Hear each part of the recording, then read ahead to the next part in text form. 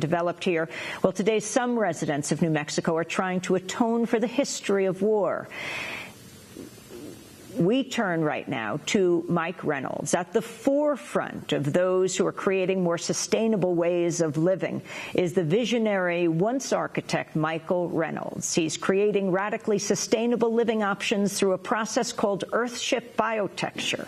These solar homes are created from natural and recycled materials, including aluminum cans, plastic bottles, and used tires. These off-the-grid homes minimize their reliance on public utilities and fossil fuels by harnessing their energy from the sun, also from wind turbines. We were driving along from Durango, Colorado to Taos, New Mexico, when we saw this remarkable collection, a fascinating collection of structures scattered through the sagebrush along the road. We pulled over and found Mike Reynolds consulting with a carpenter.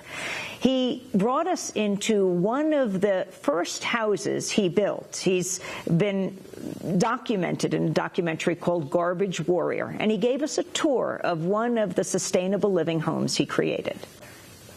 Greenhouse, which is a buffer zone for the house to make the house stay warmer, hold its heat longer. The plants eat the sewage and provide food, and so it just creates a whole different environment, a tropical environment, out of the super cold desert, high desert environment. So the house is a jungle? Yeah, it's pretty much mostly 50% a jungle. We usually have bananas. We just harvested bananas here. This is tilapia. You can fish here. My 8-year-old grandson just did it on camera. He caught a fish here in like 30 seconds. And we grow them for protein. We have chickens out there. And so the idea with this is to show that you can produce food as enough to stay alive in your own home. What is in these pillars of the house? This is just holding up this little chamber up here that's going to be a hot tub. And what are these materials? Those are just beer cans laid in cement. And like bottles. Bricks. Beer cans and bottles laid in cement. And why beer cans and bottles? Because they're natural bricks that they're indigenous to the entire planet. And they're all over the world. But this is this stays this temperature year round, no matter what. This is sort of a moist, warm, cool air. Yeah. All at once. In the wintertime, this feels warm. In the summertime, it feels cool. And this is made with the back? All the walls are made with all these interior walls, except for some of them are cans, but most of the walls are the tires pounded with earth. And why tires? Because tires are indigenous to the entire planet. When you beat dirt into them, they hold temperature and stabilize the temperature, basically. And so all the back walls are made of these tires. And where do you get tires? From the tire stores. They have to pay to take them to the dumps. How many tires are there? Where do you... there's... We have a deal with the county. We have thousands of tires. Hello? My goodness, we're going into the bathroom right now. Hello? Okay, we're going to go in and out. Okay, we're going into the bathroom. Can you describe this bathroom to us? Well, the bathroom is it's sort of in the jungle. It's a sculpted bathtub. The toilet flushes into the septic system, which runs back into the planters, and the planters use it all. The so why doesn't it stink? Is totally contained. Well, it's biology. Sewage doesn't have to stink if you understand biology. Like there's a lot of things in nature that are really rancid, but nature takes care of it. And we're just taking nature's advice on how to deal with sewage rather than jumping raw sewage into a bay or an ocean. Does this break rules? Oh, yeah. What are the rules it breaks? Every one of them. It's just, there are codes and rules. Now, we got variances and we've got things in place, but the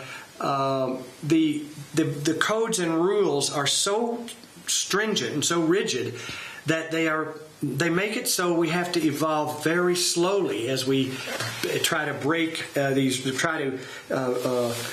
evolve these rules. And we're on a planet now that is changing rapidly, and humans have to evolve rapidly to be able to stay alive on this planet. And the rules and the codes keep us from evolving rapidly. And I was pushing it too hard. That's why they took my license. I'm trying to get us evolving faster. Yeah, I might make a mistake, and there might be a smell or something. But look at the mistakes they made with atomic energy. You know, that's killing people and destroying the continents. So you're not far from Los Alamos. I'm not far from Los Alamos, and I'm doing a hell of a lot less damage. Tell us about the bedroom for a minute. The bedroom is just, the bedroom is, look how many glass faces. 1, 2, 3, when this door's closed, 3 glass faces away from the outside.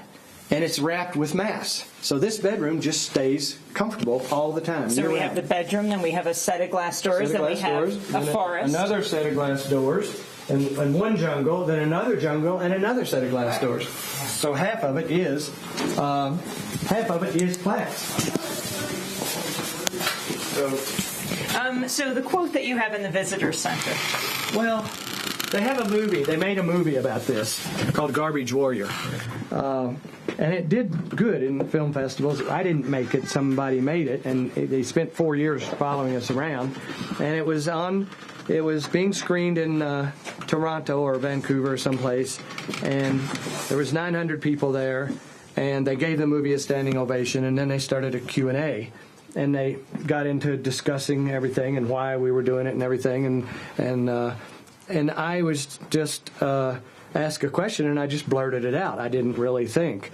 And what I blurted out was, if all of the soldiers in all of the armies in all of the world were to put down their weapons and pick up tools and start making sustainable housing for all the people in the world, life would just begin on this planet. And I didn't really know what I had said, but they wrote it down. The material up here? This scrap metal and wood, and we use wood and cement, and some the buildings are 45% recycled materials, I would say. Tell me one more time about being near Los Alamos and what that means, the birthplace of the nuclear age. It really helped me get this law passed because New Mexico was the state that destroyed 10,000 acres to test the atomic bomb. And Los Alamos is over there doing major, major damage for I guess it's for national security is basically what it is. And I'm seeing that from doing this, and I do this all over the world, that if everybody has everything they need, there won't be anybody fighting over anything. Everybody will have everything they need. And this is a way to show people a path of how to get. It's a lot of work. You have to go through a lot of work to get this, but it's a pathway to everything that you need, not dependent on corporations, fossil fuels, governments, oil, anything.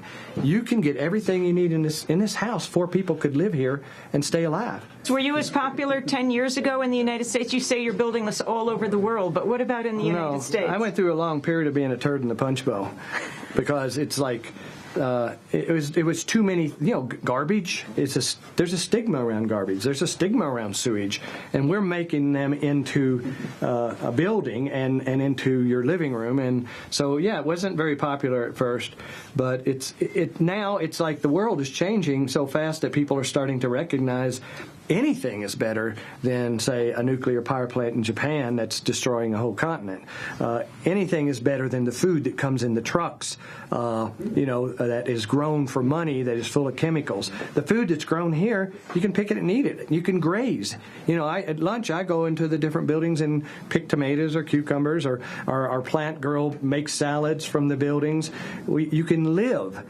You won't get fat, but you can live from these buildings without needing anything. And if you could imagine the billions of people on this planet living without needing anything, it would be a whole different planet. So, Mike Reynolds, you lost your architecture license 10 years ago? About that, yeah. It was a controversy over breaking of rules, not following codes and regulations. I was kind of sensing feeling a sense of urgency in trying to make sustainable housing happen faster. And I got, I worked with the officials, but some of them died and retired and things like that, and all of a sudden new officials came in, and I was breaking every rule in the book. So why didn't you just stop? Well, I didn't want to stop. Turns out that I can go further faster without being an architect. As an architect, you can get fined for breaking rules and codes and regulations. Like what codes you break? Well, like not doing sewage the way it is supposed to be done in the regulation books, which is go into a septic tank and go out of the septic tank into the ground and contaminate the ground and the groundwaters. That's what's supposed to be done. And sewage going into every city in the world pretty much has got sewage going into rivers, streams, bays, poor treatment of sewage. We're trying to contain the sewage on site and treat it, and that's not allowed. That's simply not allowed. You have to put it into the ground. And so, and then furthermore, we're taking part of it through the living room, so Why that's the not living allowed. room? Well, all the rooms, because it goes into botanical cells which grow plants, and the plants give you oxygen in the rooms and food. And so any part of the house is considered living, and if the sewage is being treated in the house, that was taboo. Where do you get the water from? We get the water from the sky. Rain and snowfall, and we use it 4 times. We use the water for taking a shower, and then we use the water for running through the botanical cells growing plants, and then we collect it again at the end of the botanical cell and flush the toilet with that same water, and then that water gets treated in a septic or anaerobic system, and then it overflows into more botanical cells that are used for landscaping. So in the end, no water ever leaves the premises that came from the sky. If you're not an architect, what are you?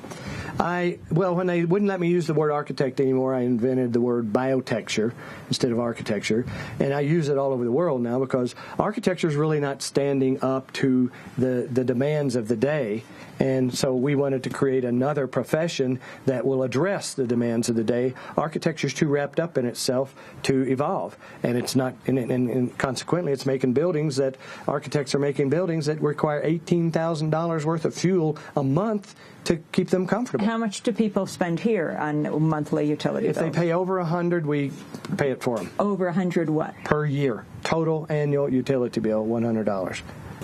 How do you get away with not paying utility bills? There is no utilities. The electricity comes from the sun, the water comes from the sky, the sewage is treated on site. Everything is by encountering the natural phenomena of the earth. You have everything you need, and you don't need utilities. The utilities are bad because they mine the earth for fuels and make nuclear power plants, but just as bad as that is the infrastructure that they use to deliver the utilities, and then they're all run by corporations and so on, so the people are vulnerable. This building, the people that live here are not vulnerable. They are free people to exist no matter what happens to the economy or anything. The houses go back into the earth as if they're coming out of the earth. You're embracing the earth is embracing the buildings, pretty much like a mother holds a baby. The earth is holding the building because the earth is a source of temperature.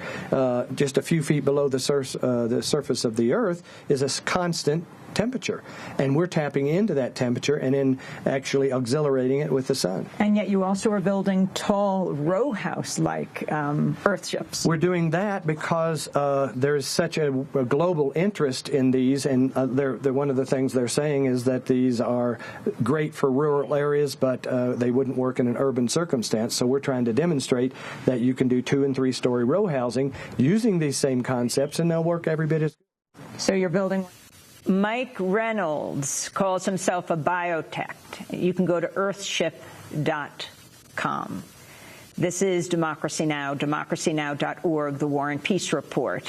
We were speaking on the road into Taos. And that does it for our broadcast. Special thanks to Suzanne Mitchell, Steve Clapp, Dave Sosno, Karen Ranucci, Dennis Moynihan, and Chuck Skurich. Our election 2012 silence majority tour continues today in Los Alamos, right here in the Fuller Lodge. We'll be speaking at 11:30. At 6 tonight, we'll be in Albuquerque at University of New Mexico.